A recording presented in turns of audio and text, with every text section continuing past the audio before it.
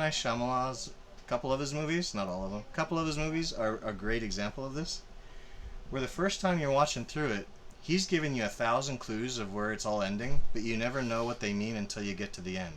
That twist end hits and you're like, oh, that's why all those little pieces were in the movie. Now it all makes sense. Watch it through a second time and you're seeing them everywhere, right? That's how God laid this all out. Masterful. Like, just the most ingenious. And that's why I honor him more now that I understand this than I did before. It's one thing to say, well, God's super smart because he's God. It's another to actually think about what he pulled off and how smart it was that he did that.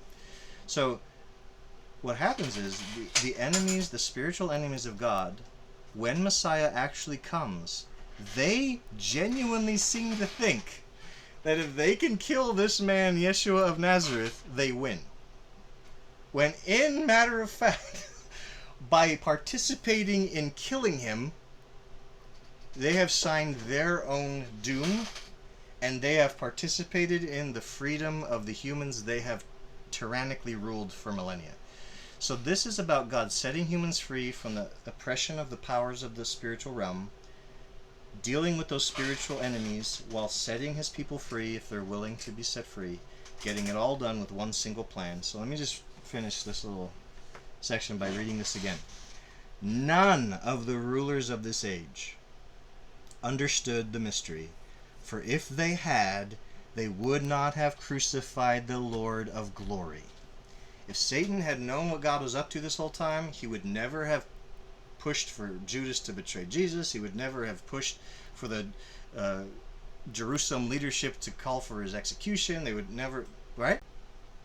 Would Satan be forgiven if he repented?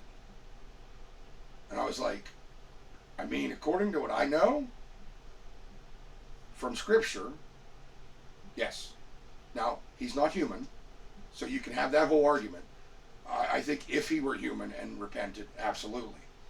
But she asked me that one time, and I was like, according to what I've seen in the Scripture, if he were human and repented, he would be forgiven. Satan is not human, so it may be a different story.